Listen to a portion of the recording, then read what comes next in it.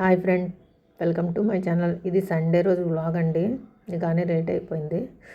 మొన్న సండే ఏమైందంటే పౌర్ణిమ వచ్చింది కదా ఫ్రెండ్స్. ఆ రోజు నాన్ వెజ్ తినకూడదని చెప్పారు ఇంట్లో మా అమ్మ.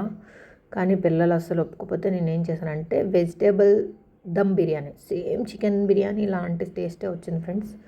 చాలా టేస్టీగా ఉంది.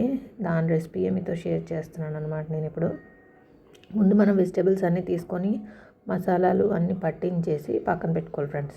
ఆ తర్వాత మనం బాస్మతి రైస్ అని ఏం లేదు ఫ్రెండ్స్, నార్మల్ మనం రోజు వండుకునే సోనా శక్తి బియ్యంతో కూడా చేయొచ్చు అనమాట.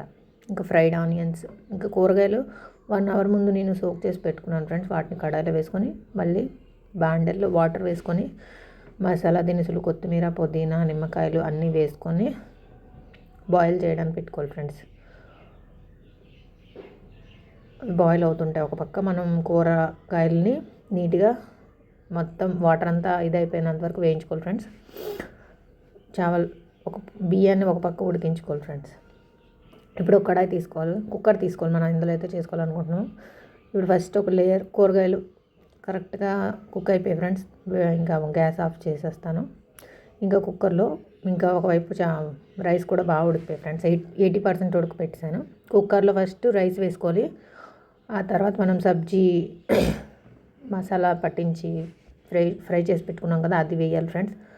దీని మీదే కొంచెం కొత్తిమీర, పుదీనా, ఫ్రైడ్ ఆనియన్స్, కాజు వేసుకోవాలి. మళ్ళీ వీటి మీద చావలు వేయాలి ఫ్రెండ్స్. మళ్ళీ మనం ఉడకపెట్టుకున్న బియ్యాన్ని మొత్తం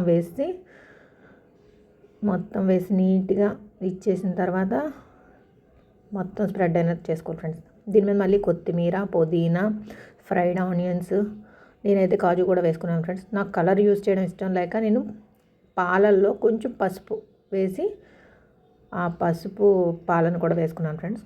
ఇంకా కొంచెం రోజ్ వాటర్ వేసాను స్మెల్ కోసం. కొంచెం నెయ్యి వేసాను ఫ్రెండ్స్. నేను వేసి దీన్ని సిమ్లో పెట్టి 10 minutes దాకా సిమ్లో, ఆ తర్వాత 5 minutes ఉంచాను. ఇంకా రెడీ అయిపోయింది ఫ్రెండ్స్. ఎంత టేస్టీగా వచ్చిందంటే మా పిల్లలు అయితే ఆ రోజు చాలా ఎంజాయ్ చేస్తూ తిన్నారు ఫ్రెండ్స్. చికెన్ బిర్యానీ లాగే ఉంది మమ్మీ అని. Thank you for